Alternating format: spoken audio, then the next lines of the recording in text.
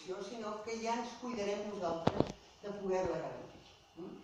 I per últim, insistir en buscar i fer anclatges dels drets socials que puguin ser exitosos per a la ciutadania. Per tant, els drets socials de la Constitució s'haurien de poder garantir. Sapigueu que el Col·legi Professional i la taula del tercer sector, i després si tinc ocasió us explicaria, hem fet inclús un redactat de quins serien els articles que s'haurien d'incorporar en aquesta nova Constitució, de manera que garantíssim fent anclatges dels drets.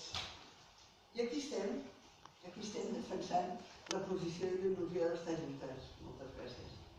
Molt bé, gràcies, Núria. Ara ja, a partir d'ara, no cal que seguim aquest ordre. Vosaltres mateixos aneu intervenint i responent a idees que vagin sortint. Jo miraré d'anar entrant preguntes. Per exemple, una pregunta que ja teníem feta de feia dies i que potser lliga amb el que havia dit l'Ismael al principi, d'aquesta voluntat de construir un estat que sigui permanentment constituent. Això, quines fórmules hi ha, més concretament, a banda de la idea, de l'ideari que hi pugui haver darrere d'això, del dir l'empoderament de la gent, però concretament què s'hauria de fer? Una Constitució que tingués data de caducitat o de revisió sistemàtica i que cada 10 anys s'hagués de reaprovar i revisar. Com ens podem imaginar aquest nou estat que no caduqui fàcilment, que no passi com l'estat espanyol, que representa que se'ns imposa ara una Constitució que es va fer fa molts anys amb una situació i unes realitats molt diferents de les actuals? Jo crec que el Jordi apuntava algunes maneres sobre això. No crec que sigui tant quin tipus d'institucions tenim o quines coses particulars tenim, sinó si hi ha realment una revolució de sobirania al ciutadà. Als educadors ens agrada dir que la revolució que estem tenint en el món de l'educació és que hem de posar l'estudiant al centre i que tota l'educació sigui centrada en l'estudiant i que els llibres, els professors, les biblioteques i tot s'aglutinin al voltant de l'estudiant i l'estudiant és el sobirà de la seva educació. Crec que toca, en democràcia, per 1000 motius, algun dels apuntava també el Jordi, però el Núria també es repassava alguns, però vols repassem, tenim crisi institucional perquè funcionen de manera sense contrapesos de poder, funcionen controlades per alguns poders econòmics o fàctics, tenim una revolució digital important, pot semblar que es convoca cap a casa, però crec que és molt rellevant, és a dir, estem en una revolució que alguns titllen de tercera revolució industrial, alguns altres preferim parlar de tercera revolució de la humanitat, igual que la neolítica o la industrial. Per tant, a vegades es diu, que friqui això de la revolució digital. Ostres, no és friqui, el món ha canviat, per sempre. Llavors, pensar que podem seguir fent democràcia, pensar que podem seguir fent lleure, que podem seguir educant-nos, que podem seguir sent ciutadans, sense incorporar aquestes tecnologies en el nostre dia a dia, és una mica naïf, no? Llavors, aquesta recuperació de la sobirania que deia abans el Jordi, junt amb eines que ens donen per exercir-la, és a dir, no només sobre el paper, que la Constitució ens diu, torna a sobirania. No, sobre el paper vol dir que, no perquè sigui democràcia directa tota l'estona, però que tenim possibilitat d'incidir en l'opinió, és a dir, en quines coses estem decidint, quina és l'agenda. Alguns, ara ja l'acabi, temes de alguns preguntes sobre la responsabilitat no van. Bueno, doncs, per què no? Qui diu que és un tema que es pot decidir? Doncs, per què no la ciutadania pot incidir en això? Crec que tenim ara mitjans, tenim segurament sentir poder amb xarxes, amb altres mitjans per poder parlar, per poder posar notes, però el tema sobre l'agenda, que això és una qüestió important perquè és la revolució de la sobirania. Què es pot decidir o què es pot deliberar?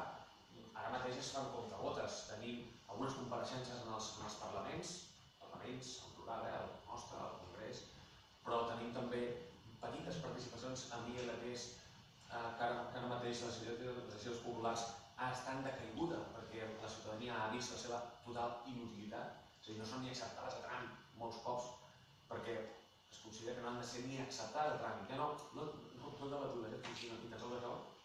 Doncs, per què quan tenim els mitjans de poder-ho fer no ho podem fer? Per què no podem canviar el disseny de les institucions? És una cosa que deia la Núria, parlava d'empoderament. A mi m'agrada anar una passa més enllà i parlar de governança, és a dir, empoderament és, mireu, dintre d'aquesta sala feu el que vulgueu. Podeu riure, podeu plorar, podeu estar junts els nois, les noies, però dintre de la sala, que ningú us mogui d'aquí. Governança és que, decidim si es quedem aquí en aquesta sala o marxem, o si tirem aquest en va, o si la pintem de vermell o de blau. Llavors, crec que hem de ser una mica més ambiciosos i dir, no, si la institució no ens agrada aquest disseny, canviem-la. No sé si era la Núria o el Jordi que parlava de com escollim el poder judicial, per exemple, no? Doncs ara mateix no podem parlar-ne. Perquè no tenim institucions, no perquè sigui cada 10 anys que tenim un calendari de caducitat, sinó que en qualsevol moment, quan veiem que fallen, per exemple, ha fallat a l'oficina antifrau catalana, òbviament ha fallat, però no només ha fallat aquesta oficina, sinó que aquest senyor potser se'n torna a fer de jutge.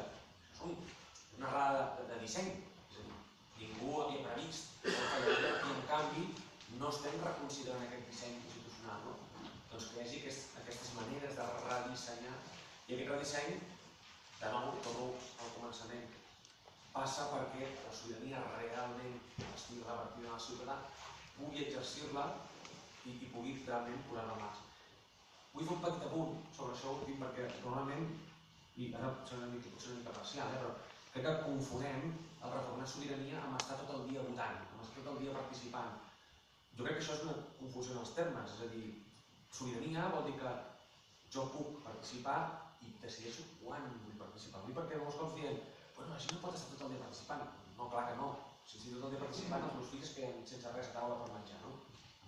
En canvi, aquest retorn de sobirania vol dir que en qualsevol moment jo soc sobirà per decidir quan participo, la meva veu és escoltada i el meu vot és ponderat amb el pes que ha de tenir, que és un partit entre, segurament, el nombre de ciutadans que tenim. Llavors crec que és aquí, en aquesta clau, més que com les dissenyem, si realment aquest retorn de sobirania. I aquí la resta fa baixar. Molt bé. Cadi, has fet una intervenció amb aquells 5 punts que ha fet que ara m'hagin arribat com 8 o 9 preguntes dirigides a tu. Això vol dir que ha creat interès, no res de negatiu, al contrari.